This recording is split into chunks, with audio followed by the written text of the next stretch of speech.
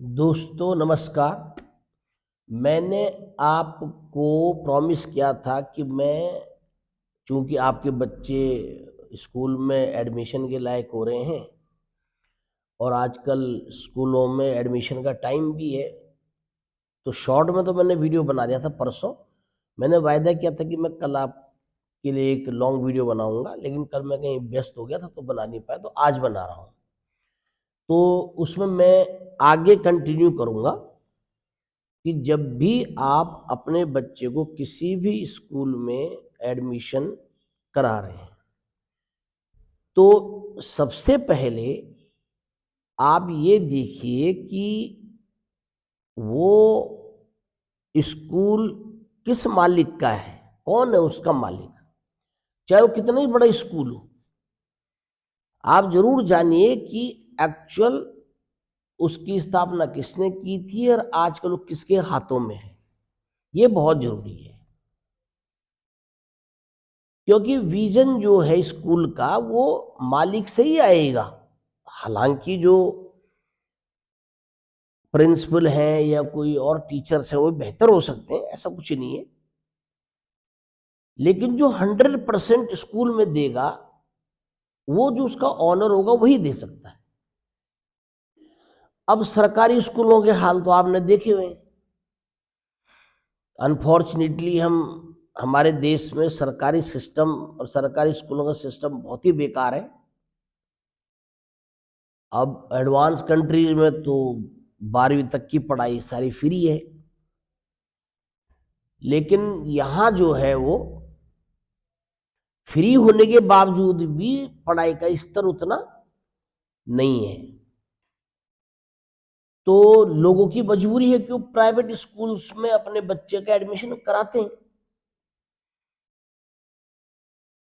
तो पहली बात जो मैंने आपको बताई कि आप स्कूल के ऑनर के बारे में जरूर समझिए। दूसरा, स्कूल कितना पुराना है, उसका रिजल्ट अब तक क्या रहा, ये भी जरूरी है।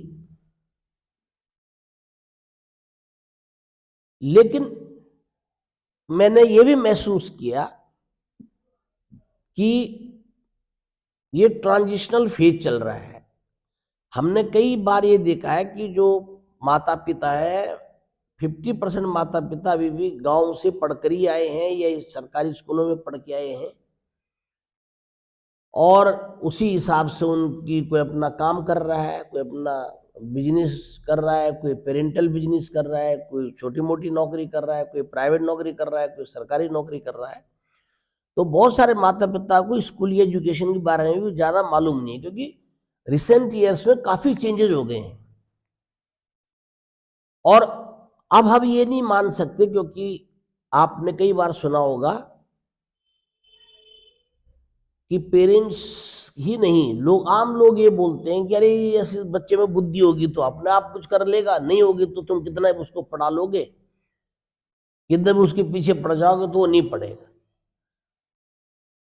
ये एक आम बात थी जब कोई व्यक्ति इस प्रकार से बोलता था, लेकिन अब वो बात नहीं है। आप ये बस सोचिए कि बच्चे में टैलेंट होगा तो आगे बढ़ जाएगा। ना ना, मैंने इस पर भी एक वीडियो बना रखा कि talent without environment without guidance is zero.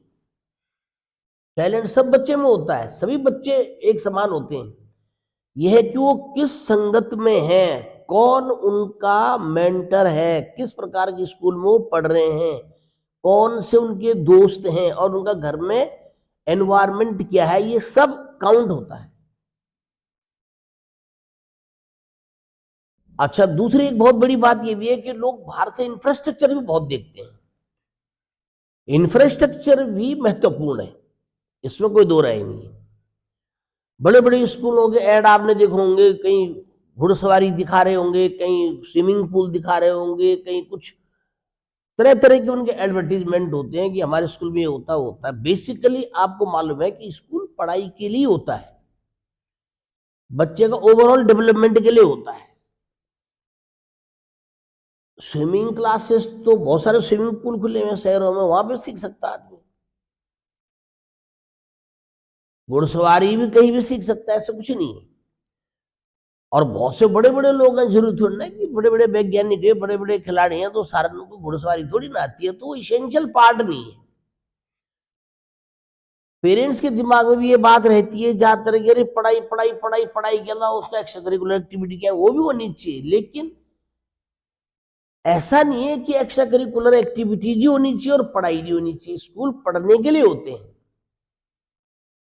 तो इसलिए आपको इस बात का ध्यान रखना है कि इंफ्रास्ट्रक्चर अच्छा हो, ये होना चाहिए, इसमें कोई दो राय नहीं है, लेकिन उसमें पढ़ाई कैसी होती है, किस प्रकार से होती है, ये ज्यादा जरूरी है। आजकल तड़क भड़क बहुत होती है ना, चाहे वो स्कूल हो या कहीं भी आप चले जाओ। आपको मैं एक एग्जांपल देता हूँ, कई बार छोटी दुकानें होती हैं, उसमें आपको कोई सामान 200 रुपए का मिला, और वही 200 रुपए का सामान अगर आप जा करके किसी बड़े मॉल से खरीदेंगे तो वही सामान आपको 1000 रुपए में मिलेगा। क्वालिटी बराबर होती है, लेकिन जगह जगह स्थान का फर्क है। इसी प्रकार से जब आप बड़ी बिल्डिंग, बड़ा इंफ्रास्ट्रक्चर देखेंगे तो एजुकेशन तो सेम ही मिल रही है, लेकिन वहां महंगा ज्यादा है, ये भी देखा जाता है। अब मैं आपको एक बहुत इंटरेस्टिंग कहानी सुना रहा हूं। देखो क्या होता है, कई बार आप एक्चुअल चीज को नहीं देखते। एक व्यक्ति था, वो बहुत अच्छे उसने काम किए जीवन में, और वो इतना अच्छा काम करता था, तो आपको पता है कि जब उस व्यक्ति की आयु हो गई पूरी तो बेचारा मर गया। तो उसने अच्छा काम किया हुआ था तो उसको स्वर्ग जाना ही था। लेकिन ऐसा होता है कि जो व्यक्ति बुरा काम करता है उसने तो नरक में ही जाना है, लेकिन जो काम अच्छा करता है उसके पास चॉइस होती है, वो व्यक्ति स्वर्ग भी जा सकता है और नरक भी जा सकता है, ये उसकी चॉइस होती है। तो जब वो ऊपर पहुंचा तो द्वार पे चित्रगुप्त खड़ा था, द्वारपाल खड़ा था मतलब। तो उसने बोला कि भाई देखो, आपने अच्छे काम कर रखे हैं तो आप स्वर्ग जाएंगे, लेकिन अच्छे काम करने वाले के पास चॉइस होती है, वो नरक भी जा सकता है। मैं कोई व्यक्ति मेरिट में सबसे ऊपर है, सिविल सर्विस की मेरिट में, अगर वो आईएएस नहीं बनना चाह रहा है मार्क्स उसके इतने कि वो आईएएस बनेगा, लेकिन वो उससे नीचे वाली पोस्ट अगर अडॉप्ट करना चाह रहा है, ऑप्ट करना चाह रहा है, तो उसमें वो जा सकता है। हाँ, नीचे वाला ऊपर नहीं जा सकता, नरक वाला स्वर्ग नहीं जा सकता, स्वर्ग वाला नरक की चॉइस होती है। अब ऊपर स्वर्ग और नरक के गेट जो है ना अगल बगल ही थे,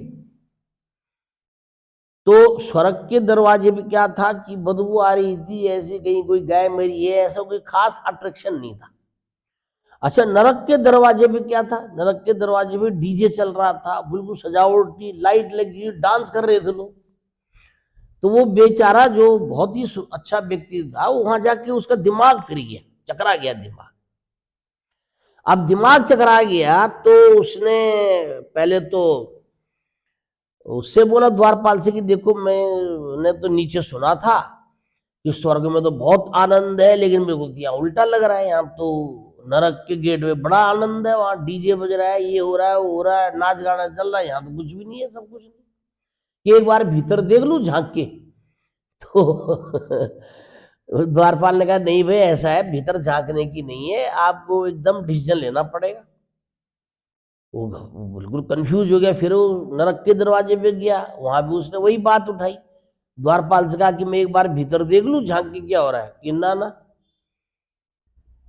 भीतर झांकने की नहीं है भैया, आपने डिसीजन लेना है, सीधे भीतर जाना है। या आप सोच लो, कोई बात नहीं, आपके पास समय है, 1-2 दिन, 2 महीने, 4 महीने, जितना सोचते हो आप बाहर बैठे रहो, और सोचने के बाद फिर फाइनल डिसीजन लो कि आपने स्वर्ग जाना है नरक जाना है। अब उसने काफी सोचा सोचा, उसके फिर वो कंफ्यूज तो था, उसने कहा नहीं भाई, मैं तो अब नरक में ही जाऊंगा, यहाँ तो भारी इतना डीजे बज रहा है। तो उसने डिसाइड कर दिया। अब वो जैसे ही उसने डिसाइड किया, उसने नरक का गेट में प्रवेश किया, प्रवेश करते ही उस पे लगी लात पीछे से, और सीधे गया वो नीचे, कई मंजिल नीचे, और आगे के दांत भी टूट गए। और वहां जाकर के जो है वो बिल्कुल गुस्सा हो गया कि क्या है, बाहर तुमने जो है वो डीजे बजा रखा, ये कर रखा, भीतर तुम हमारे साथ ऐसा व्यवहार कर रहे हो। तो ने कहा भाई देखो, ऐसा है, जो बाहर हमारा डीजे वगैरह बज रहा था वो हमारा एडवर्टीजमेंट था, अब तुम उस एडवर्टीजमेंट के चक्कर में पड़ गए तो उसमें हम क्या करें? नरक में तो वही होगा जो होता ही है। तो मैं क्या कहना चाह रहा हूं इस कहानी के माध्यम से कि आप ये तड़क भड़क मत देखो। आप ये देखो कि आपके बच्चे के लिए सही एजुकेशन क्या है। आपने पुराणों में देखा होगा, पुराने लोग जो थे आश्रम में पढ़ते थे। रामचंद्र जी ने या लक्ष्मण जी ने या कौरव पांडवों ने या लव कुश ने कोई 5 स्टार होटल जैसे स्कूलों में थोड़ी ना एजुकेशन ली है। वो भी जंगलों में पढ़ते थे, आश्रमों में रहते थे।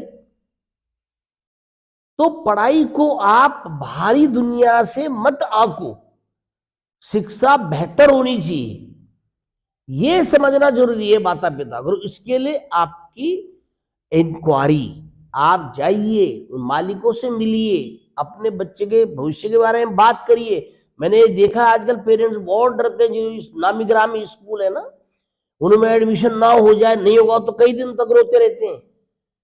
लेकिन ऐसा नहीं है। अभी ऐसी बहुत जगह, बहुत स्कूल भी हैं, चाहे वो किसी भी शहर में हो, अगर आप ढंग से देखेंगे तो आपके बेहतरीन एजुकेशन आपके बच्चे के लिए उपलब्ध है कई स्कूलों में। लेकिन वो हो सकता है इतने फेमस ना हो, या उनके पास इतना बड़ा इंफ्रास्ट्रक्चर ना हो। इस बात को आप समझिए, और अपने बच्चे का एडमिशन से पहले जरूर स्कूल के मैनेजमेंट से या स्कूल के प्रिंसिपल से या स्कूल के ऑनर से मिल जाए तो बहुत ही बेहतर है। लेकिन उनके बारे में इंक्वायरी जरूर करिए। ये आफ्टर ऑल आपके बच्चे के भविष्य का सवाल है। उसको ऐसे किसी के हाथ में ना दें। बिल्कुल परख के आपका बच्चा आगे चले क्या बनेगा, कैसे बनेगा, अभी से उसकी योजना बननी चाहिए। हाँ, बच्चे पर प्रेशर ना हो, लेकिन सिखाओगे तो शुरू से ना बच्चे को, धीरे धीरे धीरे धीरे करके उसको अच्छा वातावरण मिलना चाहिए। घरों में भी अपने पढ़ाई का वातावरण बनाइए। तो आज मैं इतना आपको बता के फिर अगला वीडियो बनाऊंगा, उसमें और बहुत सारी चीजें बताऊंगा। बहुत बहुत धन्यवाद।